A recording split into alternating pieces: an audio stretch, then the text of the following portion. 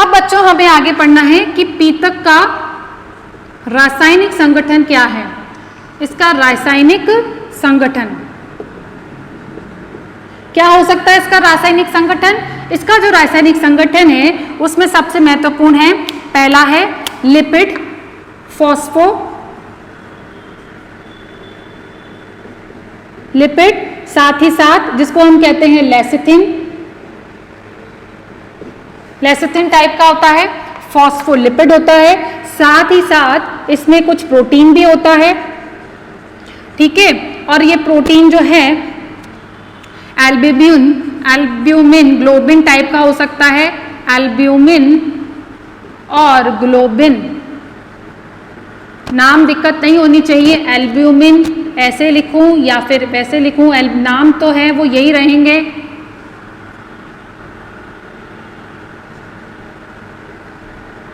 Albumin और globin, और भी प्रोटीन्स होते हैं, ठीक है। और ये तो हो गए प्रोटीन एंड फॉस्फोलिपिड। उसके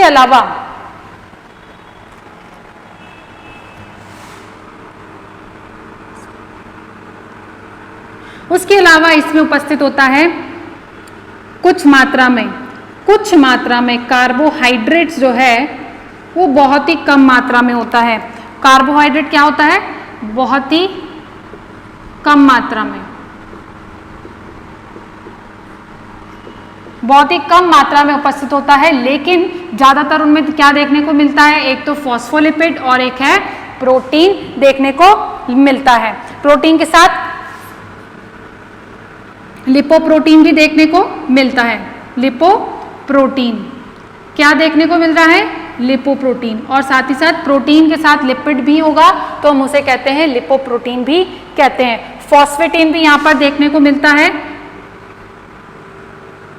फॉस्फेटिन, ये भी एक प्रकार का रसायन है जो कि किस में देखने को मिलता है? पीतक में देखने को मिलता है, ठीक है। ये था रासायनिक संगठन।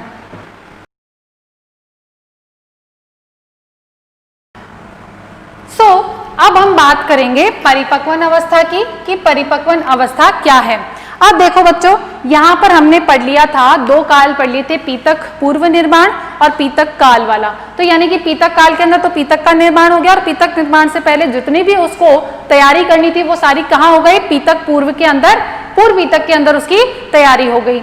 अब यहाँ पर ये जो अवस्था है ये कंप्लीट हो गई है, अभी तक मियोसिस 1 जो है वो नहीं हुआ है। ये ध्यान रखने वाली बात है कि ये अभी तक मियोसिस 1 कंप्लीट नहीं हुआ है। अब यहाँ पर ये देखना है कि ये वाली अवस्था क्या होती है।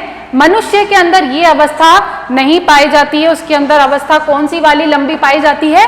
परिपक्वन अवस्था। वृद्धि उसको जितनी करनी होती है, पीतक के अलावा जो भी वृद्धि करनी होती है वो हो जाती है, बाकी है ना, बाकी क्या है? इसके अंदर वृद्धि नहीं होती है, ठीक है।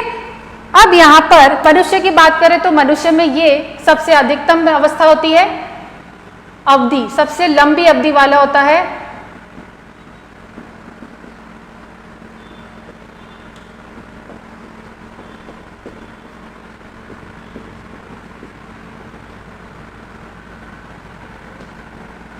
सबसे लंबी अवधि की प्रावस्था होती है, ठीक है। तो ये हम बात कर रहे हैं परिपक्वन अवस्था की। अब यहाँ पर क्या होता है कि हमने देखा था प्रोफेज 1 की डिप्लोटीन अवस्था पर जाकर के वो अरेस्ट हो जाता है। अब यहाँ पर मियोसिस 1 यानी कि अर्धसूत्री विभाजन जो है, अर्धसूत्री विभाजन प्रावस्था 1 जो है वो पूरा कंप्लीट हो जाता है। क्या हो जाता है? ये पूरा कंप्लीट हो जाता है, ठीक है। और उसके बाद उसके अंदर क्या स्टार्ट हो जाता है? अर्धसूत्री विभाजन, अर्धसूत्री विभाजन द्वितीय, ये स्टार्ट हो जाता है। अर्धसूत्री विभाजन के दौरान हमने ये पढ़ चुके हैं कि अर्धसूत्री विभाजन के दौरान क्या होता है? क्रोमोसोम्स का नंबर जो है वो हाफ हो जाता है। क्या हो जाता है? क्रोमोसोम्स का नंबर हाफ हो जाता है। ठीक है, और हमने ये भी पढ़ा था कि अर्धसूत्री विभाजन के दौरान जो कोशिका बनती है हम उसको क्या कहते हैं? द्वितीयक ऊसाइट कहते हैं। द्वितीयक ऊसाइट तो ये एक बनी, 2 सेल्स बनती है द्वितीयक के अंदर, लेकिन एक तो बड़ी सेल्स को हम कहते हैं, बड़ी सेल को द्वितीयक ऊसाइट कहते हैं, और छोटी वाली को हम कहते हैं पोलार काय। इसे हम क्या कहते हैं? पोलर काय कहते हैं। ऐसा क्यों होता है कि हमेशा इसके अंदर ये एक तो बड़ी सेल बनती है और एक छोटी बनती है? ऐसा इसलिए होता है क्योंकि अगर हमने साइटोप्लाज्म जो कोशिका द्रव्य है, जो भी हमने यहाँ पर पीतक और उसका निर्माण किया है, वो क्या हो जाएगा? दोनों कोशिकाओं में बराबर बढ़ जाएगा। आगे जब समसूत्री विभाजन होगा तो वो क्या हो जाएगा? और भी ज्यादा बढ़ जाएगा। ऐसे तो भ्रूण को क्या होगा? पोषण मिलेगा ही नहीं। इसलिए सारा का सारा कोशिका द्रव्य है एक ही कोशिका में क्या हो जाता है? रह जाता है। यहाँ ना, यानी कि यहाँ पर असमान रूप से कोशिका द्रव्य का विभाजन होता है, जिसके दौरान सारा का सारा कोशिका द्रव्य जो है वो किसी एक कोशिका में आ जाता है और दूसरी कोशिका के पास किसी भी प्रकार का कोई कोशिका द्रव्य पीतक कुछ भी यहाँ पर नहीं आ पाता है। और दूसरा, लेकिन यहाँ पर क्रोमोसोम्स का तो विभाजन यानी कि केंद्रक का विभाजन तो पूर्ण रूप से होता है। यहाँ पर 23 सेक्स होते हैं और यहाँ पर भी 22 और एक्स, यहाँ पर भी 22 एक्स क्रोमोसोम होते हैं। ठीक है, तो यहाँ कोई दिक्कत नहीं होनी चाहिए। अर्धसूत्री विभाजन 1 के दौरान 2 सेल्स बनती हैं और एक को हम कहते हैं सेकेंडरी oocyte, सेकेंडरी oocyte कहेंगे, और एक को हम कहेंगे पोलर बॉडी या फिर पोलार काय। अब यहां पर होगा इनके अंदर सेकेंडरी oocyte के अंदर अर्धसूत्री विभाजन। दूसरा अर्धसूत्री विभाजन कैसा होता है? ये बच्चों होता है समसूत्री प्रकार का होता है।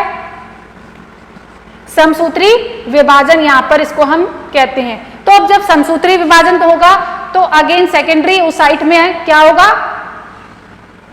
सेकेंडरी oocyte के अंदर क्या होगा कि ये कोशिका फिर से 2 भागों में विभाजित होगी, लेकिन 2 तो बनेंगी कोशिकाएं, लेकिन एक फिर से क्या बनेगी? पोलार बॉडी बनेगी। क्या बनेगी? पोलार बॉडी बनेगी। और ये पोलार बॉडी यहाँ बन गई और एक जो बन गई उसको हमने क्या कह दिया? अंड कोशिका। ये हमने इसको क्या कह दिया?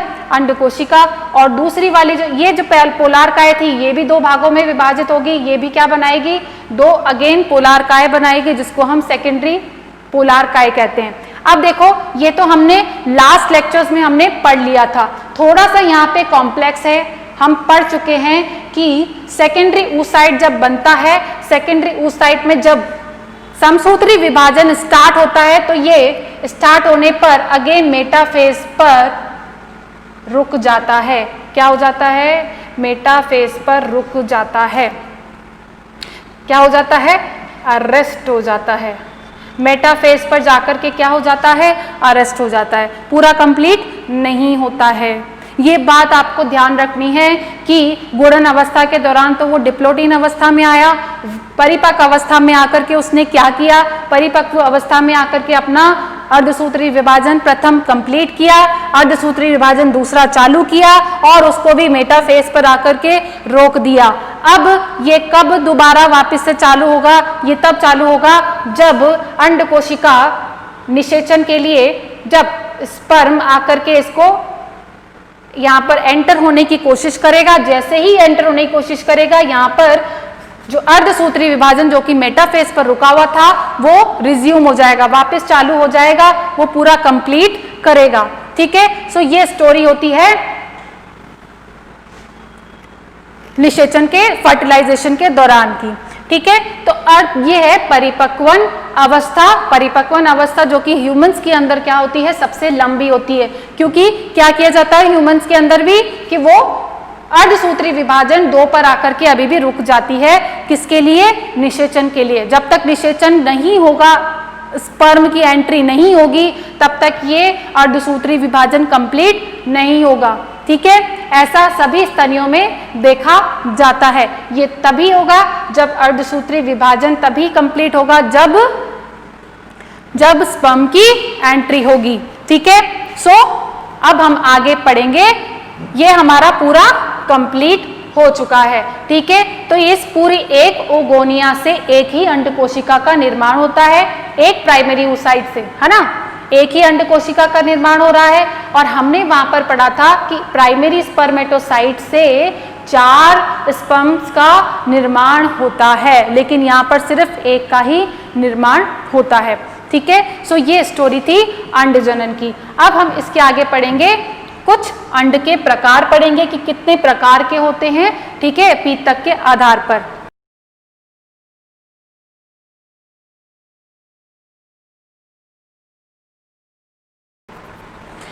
अब हम पढ़ेंगे बच्चों अंड के प्रकार, टाइप्स ऑफ एग, पीतक की मात्रा के आधार पर। किसके आधार पर? पीतक की मात्रा के आधार पर। ठीक है, सो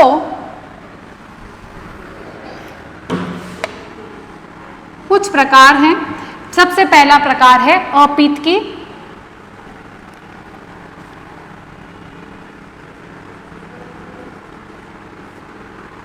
उसके बाद हम बात करते हैं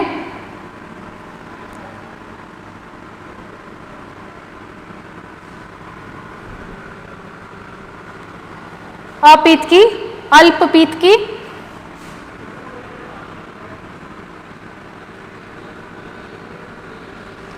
मध्यपीतकी, मध्यम पीतकी और बहुपीतकी। नाम से ही समझ में आ रहा है, ठीक है, एक्सप्लेन करने की जरूरत ही नहीं है ज्यादा कि अपीतकी क्या होता है। अपीतकी का मतलब जिनमें पीतक जो है, पीतक की मात्रा नगण्य हो या फिर अनुपस्थित हो, जैसे कि हायर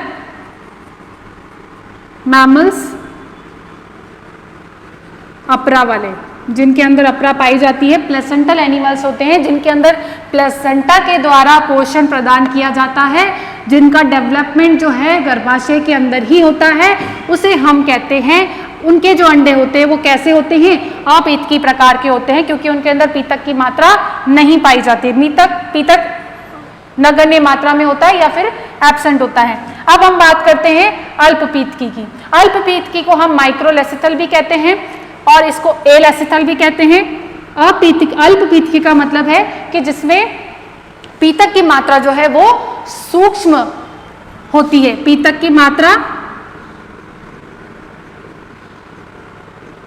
कम या सूक्ष्म होती है, सूक्ष्म होती है और साथ ही साथ ये समान रूप से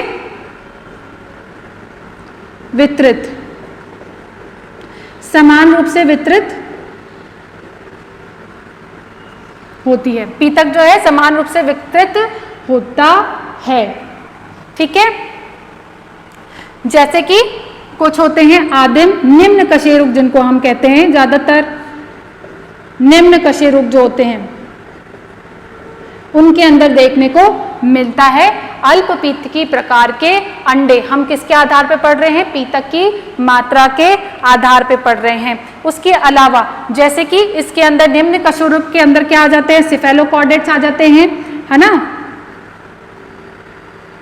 सिफेलोकॉर्डेट्स पढ़ा होगा आपने, सिफेलोकॉर्डेट्स एंड ट्यूनिकेट्स पढ़े होंगे आपने। तो ये क्या है?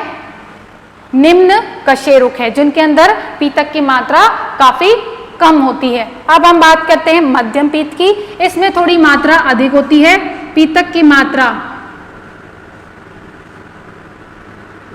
की मात्रा जो है वो ना तो कम होती है, ना कम ना ज्यादा होती है, यानी कि मॉडरेट अमाउंट होता है। मॉडरेट का मतलब ही यही होता है, मध्यम, मॉडरेट अमाउंट। ठीक है, मॉडरेट का मतलब क्या होता है? मॉडरेट होता है कि कम ना ज्यादा। तो मध्यम पीतकी कैसे होते हैं कि जिनके अंदर पीतक की मात्रा काफी ज्यादा भी नहीं होती है और काफी कम भी नहीं होती है। ऐसे कौन से होते हैं? ऐसे होते हैं जैसे एम्फीबियंस।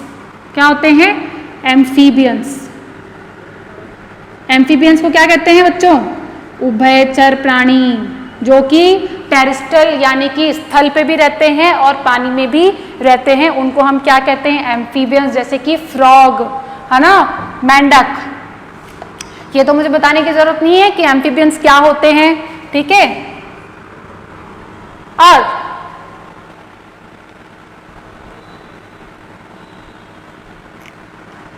एम्फीबियन के साथ साथ कुछ लंग फिशेस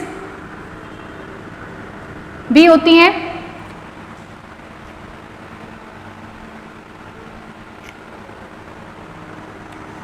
लंग फिशेस के साथ साथ बोनी फिशेस।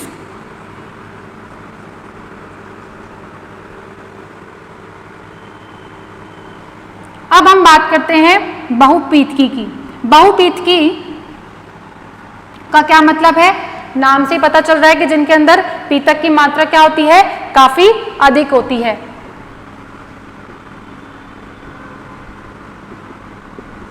अधिक होती है, ठीक है। और उनको हम क्या कहते हैं? बहुपीतकी कहते हैं। ऐसे कौन से होते हैं? ऐसे होते हैं पक्षी और सरीसृप, ठीक है। ये जो होते हैं इनके अंडे कैसे होते हैं? बहुपीतकी प्रकार के होते हैं। इनके अंदर अंडे जो हैं, अंडों में बहुत ज्यादा मात्रा में पीतक उपस्थित होता है। तो यह है पीतक की मात्रा के आधार पर आपके अंडों के प्रकार।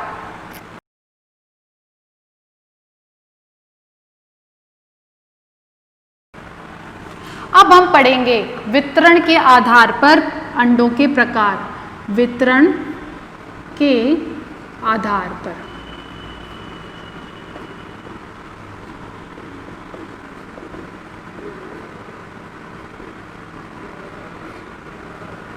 ठीक है। 3 प्रकार पढ़ेंगे। पहला है समपीतकी, ठीक है। उसके बाद है केंद्रपीतकी,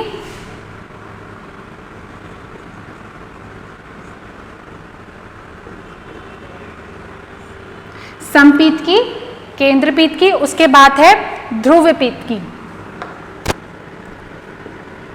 ध्रुवीय पीतकी।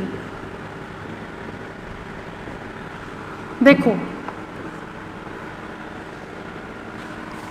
ठीक है। समपीतकी वो होते हैं जिनके अंदर पीतक जो है समान रूप से वितरित होता है। समान रूप से वितरित होगा, उसको हम क्या कहते हैं? समपीतकी। समान रूप से वितरित जो वो होते हैं जिनके अंदर पीतक की मात्रा कम होती है। और ऐसे एग्जाम्पल कौन से हैं? सूक्ष्म पीतकी वाले। सूक्ष्म पीतकी वाले जो अंडे होते हैं उनके अंदर पीतक किस प्रकार वितरण कैसा होता है? समपीतकी, यानी कि समान रूप से वितरित होता है। केंद्रपीतकी के अंदर क्या होता है कि अमाउंट बहुत ज्यादा नहीं होता है, इसलिए वो क्या व्यवस्थित होते हैं? बीच में केंद्र में व्यवस्थित हो जाते हैं। कैसे व्यवस्थित हो जाते हैं? केंद्र के अंदर व्यवस्थित हो जाते हैं। और इसे हम कहते हैं केंद्रपीतकी प्रकार का अंडा कहते हैं। और ये किन के अंदर देखने को मिलता है? कीटों के अंदर देखने को मिलेगा। आप पढ़ेंगे आगे डेवलपमेंट में पढ़ेंगे कि कीटों के अंदर कुछ इसी प्रकार का देखने को मिलता है, ठीक है। और चारों तरफ क्या व्यवस्थित होते हैं? केंद्रक व्यवस्थित होता है और बीच में कोशिका द्रव्य व्यवस्थित होता है और चारों तरफ से केंद्रक व्यवस्थित होते हैं, क्योंकि उनके अंदर कोशिका द्रव्य का विभाजन नहीं होता है, सिर्फ केंद्रक का विभाजन होता है। और केंद्रक का जब विभाजन होता है तो सारे के सारे केंद्रक जो है वो चारों तरफ से परिधि की तरफ व्यवस्थित हो जाते हैं। और ये सिर्फ देखने को मिलता है हमें कीटों के अंदर देखने को मिलता है, ठीक है। जैसे कि मध्यम पीतकी वाले जो होते हैं वो सारे के सारे किसके अंदर आ जाएंगे? केंद्र पीतकी के अंदर आ जाएंगे, ठीक है। ध्रुवीय पीतकी वो होते हैं जिनके अंदर पीतक की मात्रा तो काफी अधिक होती है। पीतक की मात्रा इतनी अधिक होती है कि वो अंडे के किसी एक भाग पर व्यवस्थित हो जाते हैं, एक ध्रुव पर व्यवस्थित हो जाते हैं। जैसे कि आपने अगर कभी देखा हो, मुर्गी का अंडा देखा हो, तो उसके अंदर जो पीतक होता है वो किसी एक भाग पर व्यवस्थित होता है। जैसे इतने भाग पर क्या व्यवस्थित है? पीतक व्यवस्थित हो जाता है। और पीतक को क्या कहते हैं हम? योग। तो यौग कहाँ व्यवस्थित हो जाता है? एक ध्रुव पर जाके व्यवस्थित हो जाता है और इसीलिए उस ध्रुव का नाम भी पड़ जाता है और उसे हम कहते हैं, क्या कहते हैं? वेजिटल पोल। जैसे कि फ्रॉग के अंदर भी देखने को मिलता है और अदर हायर एनिमल्स, फ्रॉग हो, रेप्टाइल हो या फिर कैसे हो पक्षियों के अंदर, उनमें जो पीतक होता है वो कैसा होता है? ध्रुवीय पीतकी होता है। तो एक ध्रुव पे व्यवस्थित हो जाता है, उसको हम कहते हैं वेजिटल पोल कहते हैं। और उसका एग्जाम्पल है फ्रॉग भी हो सकता है, जितने भी ऐसे अंडे जिनके अंदर पीतक की मात्रा अधिक पाई जाती है। और जो बाकी का कोशिका द्रव्य है और जो केंद्रक है वो कहाँ व्यवस्थित हो जाता है? यहाँ ऊपर की तरफ व्यवस्थित हो जाता है और इसको हम कहते हैं एनिमल पोल। इसको हम क्या कहते हैं? एनिमल पोल। हम आगे पढ़ेंगे कि, या फिर आपने 11th में पढ़ा होगा कि सब एम्ब्रियोलॉजी आपने पूरा पढ़ा होगा कि इसे हम कहते हैं वेजिटल पोल और इसे कहते हैं एनिमल पोल। ठीक है, सो ये है आपके वितरण के आधार पर अंडों के प्रकार। और एक आता है, अब हम पढ़ते हैं अंडों के कवरिंग के आधार पर कि उस पर किस प्रकार का शेल उपस्थित रहता है। उसकी जो कवरिंग होती है, अंडे के कवरिंग के आधार पर भी हम डिसाइड कर सकते हैं कि अंडे कितने प्रकार के हैं, शेल की उपस्थिति के आधार पर।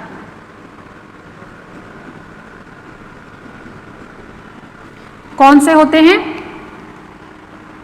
क्लिडोइक egg,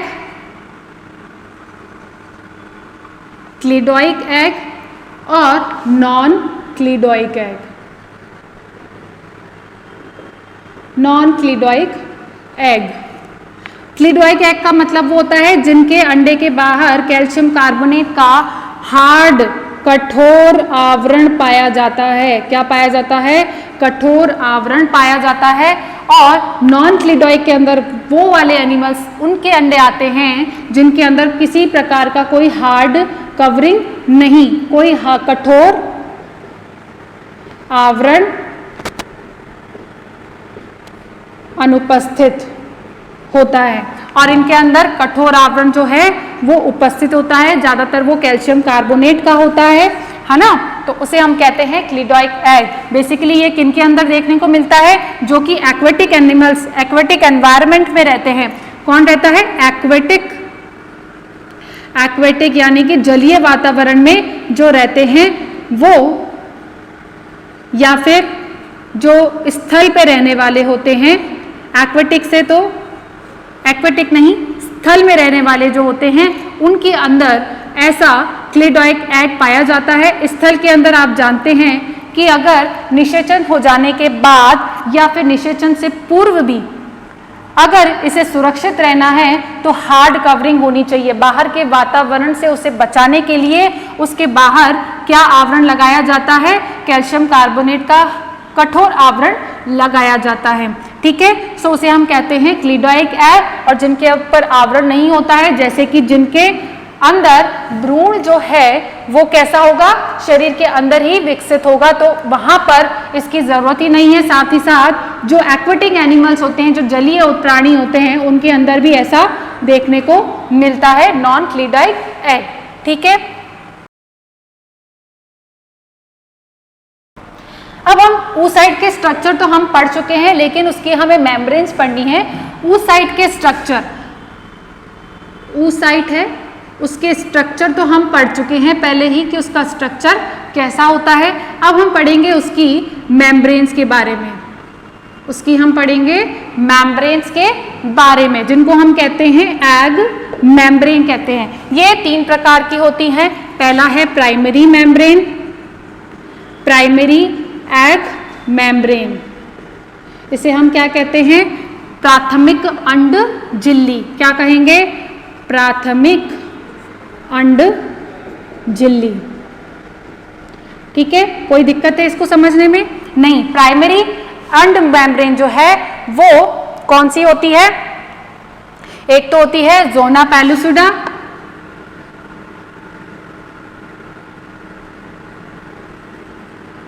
zona pellucida.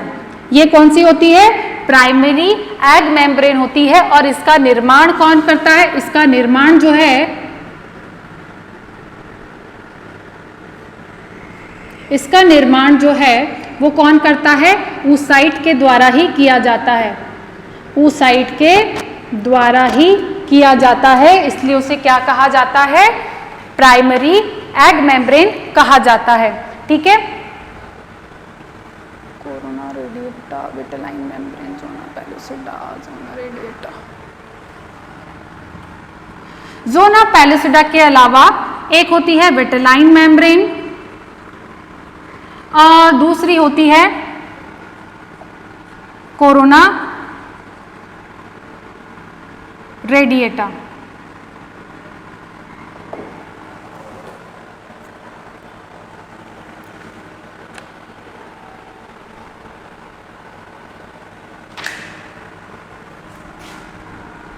Corona radiata नहीं, 3 लेयर्स होती हैं, एक तो होती है ज़ोना पैलिसिडा, विटेलाइन मेम्ब्रेन और साथ ही साथ होती है ज़ोना रेडिएटा। ठीक है, कहीं कुछ जरूरी नहीं है कि सारे एनिमल्स में ये तीनों की तीनों पाई जाएंगी, हो सकता है किसी में 2 पाए जाएं, हो सकता है किसी में 1 ही पाए जाए। और इन तीनों का निर्माण जो है वो किससे होता है? oocyte के द्वारा ही किया जाता है, अंड कोशिका के द्वारा ही इसका निर्माण किया जाता है। अब हम बात करते हैं सेकेंडरी oocyte की। किसकी बात करेंगे हम? सेकेंडरी एग मेम्ब्रेन की। सेकेंडरी एग मेम्ब्रेन, इसका निर्माण जो है, सेकेंडरी एग मेम्ब्रेन का निर्माण कौन करता है? इसका निर्माण किया जाता है ओवरी यानी कि अंडाशय के द्वारा। किसके द्वारा? अंडाशय के द्वारा निर्माण किया जाता है। किसके द्वारा किया जाता है? अंडाशय के द्वारा किया जाता है, उसे हम कहते हैं सेकेंडरी एग मेम्ब्रेन।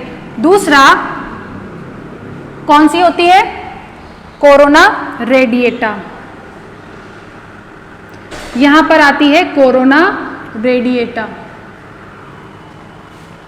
ठीक है, और अब हम बात करते हैं थर्ड मेम्ब्रेन की, जिसको हम कहते हैं टर्शरी एग मेम्ब्रेन। उसका नाम है तृतीयक अंड झिल्ली। ठीक है, और इसका निर्माण किसके द्वारा किया जाता है? ओविडक्ट के द्वारा, अंडवाहिनी के द्वारा जब उसका निर्माण किया जाता है तो वो कौन सी होती है? अंडवाहिनी या गर्भाशय के द्वारा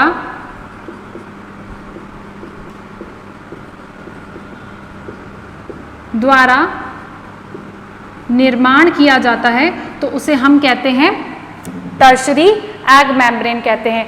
ये एग मेम्ब्रेन जो है जरूरी नहीं है कि किसी भी एक एग के अंदर तीनों की तीनों मेम्ब्रेन्स पाई जाए, हो सकता है तीनों की तीनों हो सकता है 2 तो कम से कम होगी, टर्शरी जरूरी नहीं है। इसको हम कहते हैं जेली कोट, जेली कोट जो ज्यादातर लूज होता है, बाहर का सबसे बाहरी आवरण जो होता है उसको हम जेली कोट भी कहते हैं। ये उसका उदाहरण है टर्शरी एग मेम्ब्रेन का। ठीक है, so primary egg membrane, secondary egg membrane और टर्शरी एग मेम्ब्रेन। अब हम बात करते हैं मैमल्स के अंदर के स्तनियों के अंदर किस प्रकार की मेम्ब्रेन पाई जाती है। स्तनियों में 2 ही पाई जाती हैं, एक पाई जाती है प्राइमरी, दूसरी पाई जाती है द्वितीयक। ठीक है, द्वितीयक पाई जाती है। प्राइमरी कौन सी होती है? Zona pellucida, zona pellucida. ठीक है, तो ये तो होती है स्तनी के अंदर प्राइमरी और द्वितीयक प्रकार की एग मेम्ब्रेन ही पाई जाती है। और कोरोना रेडिएटा, और द्वितीयक के अंदर कौन सी पाई जाती है? Corona radiata.